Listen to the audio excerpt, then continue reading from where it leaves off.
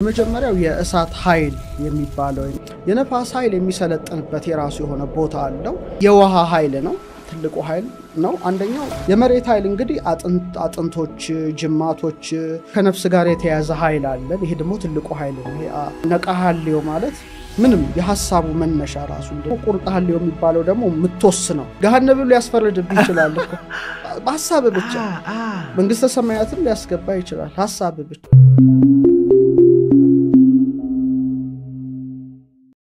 ሰው በብዙ ኃይል የተሞላ ነው በስነ ፍጥረት በተፈጥሮ እንደሚታወቀው ያው ሁላችን ሞባይላችን ባትሪያችን ይደክማል ቻርጅ እናደርገዋለን እና ቻርጅ የሚሆን ኃይልም አለን እና በጣም ሰፊ ነገሮች ናቸው። በአጠቃላይ ግን ጠቅለል ለማድረግ 7 ኃይሎች በተፈጥሮ ተሰጥተውናል።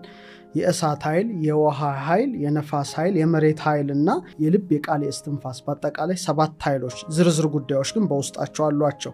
የመጀመሪያው የእሳት ኃይል የሚባለው ከእሳት ጋር የተያያዘው የሰው ኃይሉ ቦታውን መጠቆም ያስፈልጋል። አንደኛው የራስ ቅላችን አጠቃላይ አንጎል ክፍላችን የያዘው ሙሉ መክብበ ሕዋሳት የሚባለው የራስ ቅላችን ትልቁ አንዱ የእሳት ኃይል የተከማቸበት ነው።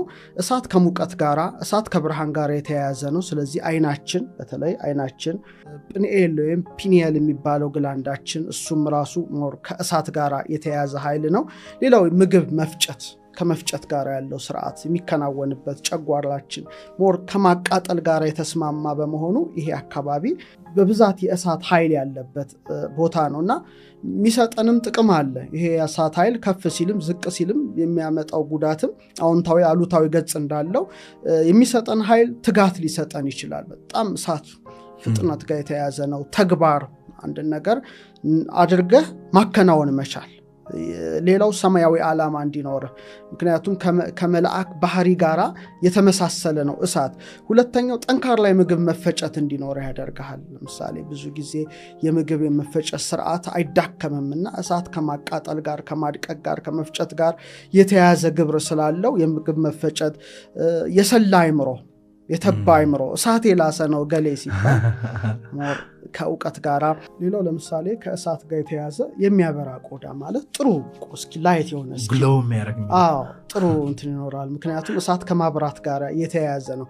በአንጻሩ ግን የእሳት ኃይላችን ሲዛባ ወይም ሲያንስ ለምሳሌ ምግብ በቀላሉ አለመፈጨት፣ የቃር ሲጋ ያቅራል አንዳንዴ በጣም ውጥረት፣ ማቃጠል፣ ከፍተኛ የሆነ ላብ ዝም ብሎ የሚያጠምቀው ከመጠን በላይ ሆነ ሙቀት፣ አልፎ አልፎ ደግሞ እሳት ደግሞ ቁጣ ጋር ከስሜት ጋር ተያዘ በጣም ቁጣ ግንፍሌ ማለት እንትን ይሄ እንግዲህ የእሳት ኃይል ሲዛባ የሚያመጣው ጉዳይ ነው እና ለማከም ለምሳሌ የእሳት ኃይል ካነሰ ጧት የፀሐይን ብርሃን መሞቅ ይሄ ካነሰብ እሳት ኃይል ሊያስተካክል ቻርጅ ሊያደርግ ይችላል። በአንጻሩ ደግሞ የእሳት ኃይል በጣም ከበዛ ደግሞ እሳት ተቃራኒ ውሃ ስለሆነ ወደ ውሃ አጠቃቀም ስርዓት ታስተካክለዋል ማለት ነውና እግዚአብሔር ሲሰራን የሰጠን አንዱ ኃይል ነው። ሌላው ኃይላችን የነፋስ ኃይል ነው። የነፋስ ኃይል የሚሰለጥንበት የራሱ የሆነ ቦታ አለው። በግዕዝ እንግዳ ይባላል ወይም ደረት፣ ሳምባችን፣ ልባችን ከስትንፋስ ጋር የተያያዘ ነገር አስራው አጠቃላይ ጅማቶቻችን የነርቭ ስርዓቶቻችን ሁሉ በነፋስ ባህሪ ነው የሚመሩት። ምክንያቱም እንቅስቃሴ ያለበት ስለሆነ ነው እና ሰው የነፋስ ኃይሉ በጣም ጥሩ ከሆነ ግልጽ የሆነ ሰው ይሆናል። ነፋስ ፈጣን እንደሆነ ለስራ ተፍተፍ ማለት ጉዳይ ይኖረዋል። ለአንድ ነገር ይነሳሳል። በጣም የመነሳሳት የግንኙነት ነገር በጣም ጥሩ ይሆንለታል ማለት የነፋስ ኃይሉ የተስተካከለለት ሰው ነው። በአንጻሩ ግን የነፋስ ኃይላችን ከተዛባ ጭንቀት ሊመጣ ይችላል። ከመጠን በላይ ማሰብ እንደዚህ አይነት በጣም የተደራረበ ሐሳብ ያተነፋፈስ ስርዓታችን መዛባት ቶሎ የትንፋሽ መቆራረጦች ይሄ ማለት የነፋስ ኃይል ተዳክሟል ማለት ነው። እንቅልፍ ማጣት ሐሳብ ደግሞ ማይሰባሰብ ብትንትን የሚል ሐሳብ አሁን ታስባለህ ይበተናል ታስባለህ ይበተናል ይሄ ማለት የነፋስ ኃይል ምን ሆኗል ማለት ነው ተዛብቷል ማለት ነው። ስለዚህ ልምምድ አለው ይሄን ለማስተካከል የነፋስ ኃይል አንደኛ ያተነፋፈስ ስርዓት በጣም እስትንፋስ እጅግ የተለየ ጸጋ ነው።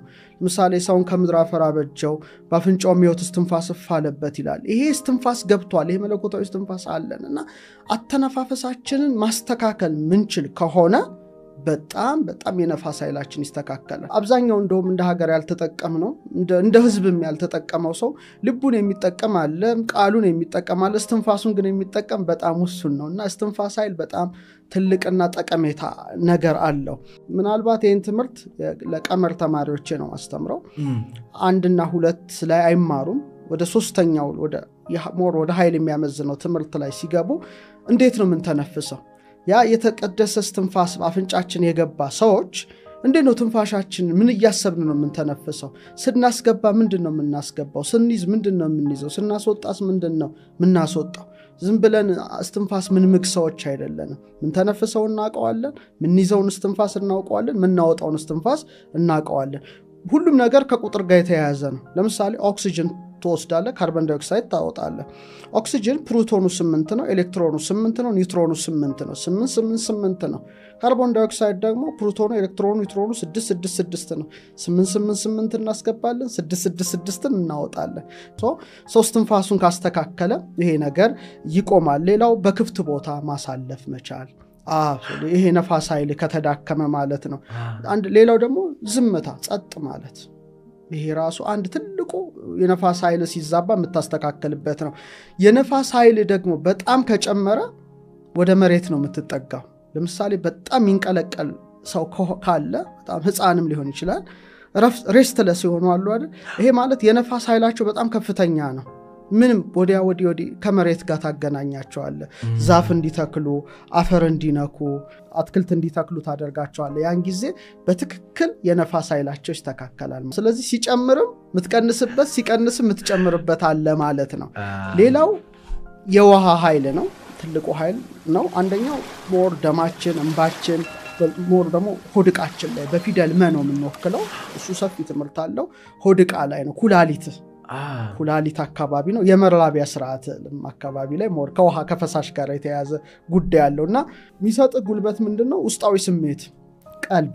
ምሳሌ ቀድመው ማወቅ ይችላሉ ነው። ይሆን ሐዘንም የሚደርስባቸው፣ ደስታም የሚምጣባቸው ያቃሉ።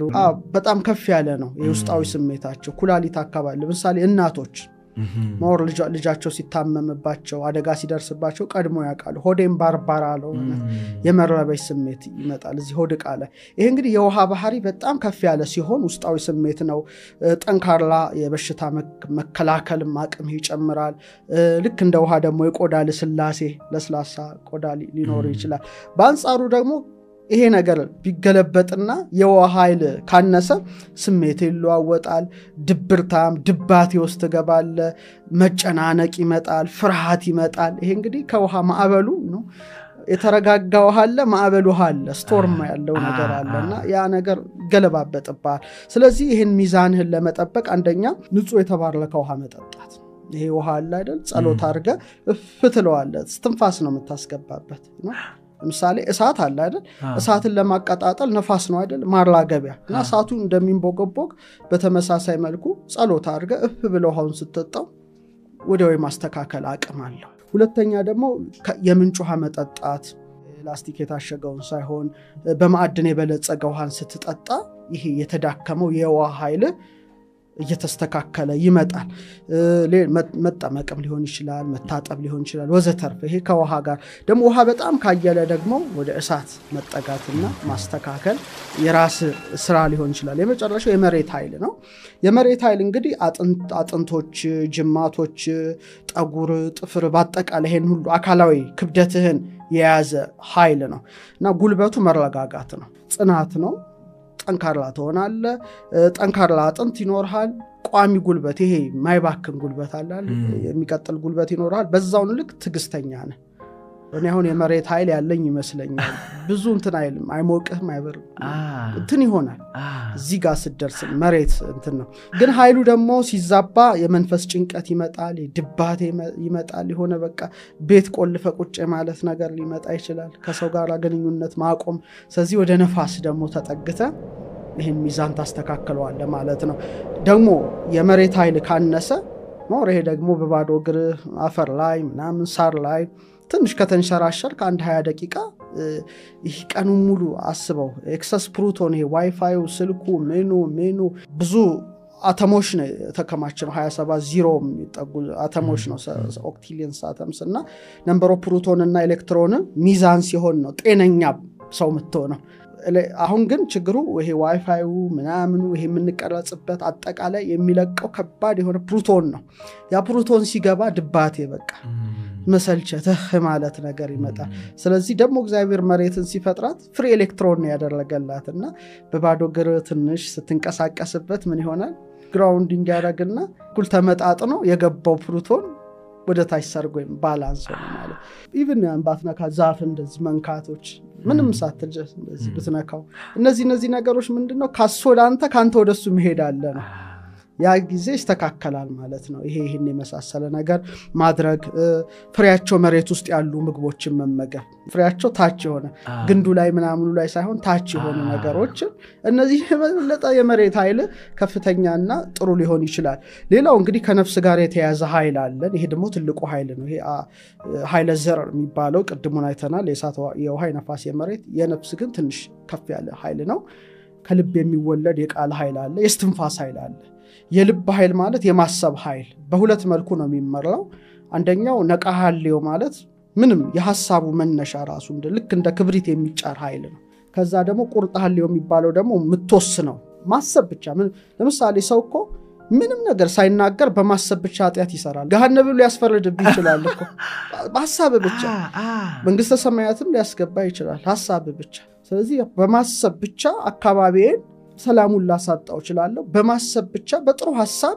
አካባቢን ሰላማዊ ላደርገው ይችላልው ነው የቃል ኃይል ደግሞ በጣም ከፍተኛ ኃይል ነው ውሃ ለምሳሌ ጸልየ ምትጠጣው ይፈውሳል ምትናገረው ቃል ሰው ውስጥ ገብቶ ያሳምማል ወይም ይፈውሳል አንድ ሰው አንተን ሰድቦ ሄደ ተመልከት እሱ ኃይሉን ነው ልኮ የሄደው ግን እሱ ሁሌ ሲያሳምምህ ይኖራል እንዴት ተናገረኝ ከስንት አመትም በኋላ ወይ ጉድ ያሶ እንዴ ያለኝ ስኮ ወጥቷልና ያገብቷል ስለዚህ እርግማንን በምርቃት ኃይል ነው ታሸንፈው የምትችለው አይነት ነው ሌላው የስትንፋስ ኃይል ነው እሱ በጣም ከፍተኛ ኃይል ነው እንደ ሰው ምናልባት ገዳም ያሉ ሰዎች ይጠቀሙበት ካልሆነ በቀር የከተማ ሰው ስትንፋሱን ሊጠቀም ማለት አይቻልም ምናስገባው ምናስወጣው በጣም ትልቅ ኃይል እሳለ ያለ